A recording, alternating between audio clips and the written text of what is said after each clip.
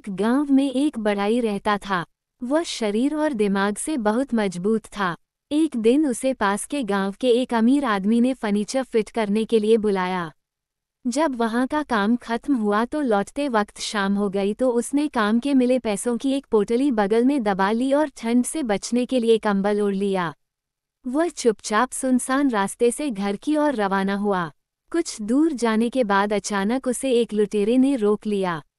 डाकू शरीर से तो बढ़ई से कमजोर था, पर उसकी कमजोरी को उसकी बंदूक ने ढक रखा था। अब बढ़ई ने उसे सामने देखा तो लुटेरा बोला, जो कुछ भी तुम्हारे पास है सभी मुझे दे दो, नहीं तो मैं तुम्हें गोली मार दूंगा।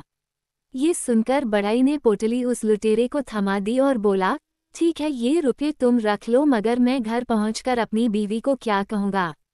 वो तो यही समझेगी कि मैंने पैसे जुए में उड़ा दिए होंगे। तुम एक काम करो, अपने बंदूक की गोली से मेरी टोपी में एक छेद कर दो ताकि मेरी बीवी को लूट का यकीन हो जाए। लुटेरे ने बड़ी शान से बंदूक से गोली चलाकर टोपी में छेद कर दिया। अब लुटेरा जाने लगा तो बढ़ई बोला, एक काम और कर दो, जिससे बीवी को यकीन हो जाए कि लुटेरों के गैंग ने मिलकर लुटा हो, वरना मेरी बीवी मुझे काया समझेगी। तुम इस कंबल में भी 4-5 छेद कर दो। लुटेरे ने खुशी खुशी कंबल में गोलियां चलाकर छेद कर दिए। इसके बाद बढ़ई ने अपना कोट भी निकाल दिया और बोला, इसमें भी 1-2 छेद कर दो ताकि सभी गांव वालों को यकीन हो जाए कि मैंने बहुत संघर्ष किया था। इस पर लुटेरा बोला, बस कर, अब इस बंदूक में गोलियां भी खत्म हो गई हैं।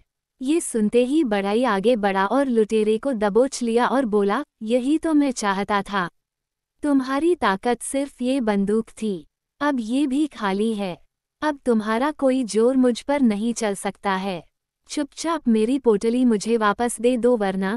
ये सुनते ही लुटेरे की सिट्टी पिट्टी गुम हो गई और उसने तुरंत ही पोटली बढ़ई को वापस दे दी और अपनी जान बचाकर वहां से भागा। आज बढ़ई की ताकत तब काम आई जब उसने अपनी अक्ल का सही ढंग से इस्तेमाल किया। मुश्किल हालात में अपनी अक्ल का ज़्यादा इस्तेमाल करना चाहिए, तभी आप मुसीबतों से आसानी से निकल सकते हैं। दोस्तों, कैसी लगी ये कहानी हमें कमेंट करके ज़रूर बताएं।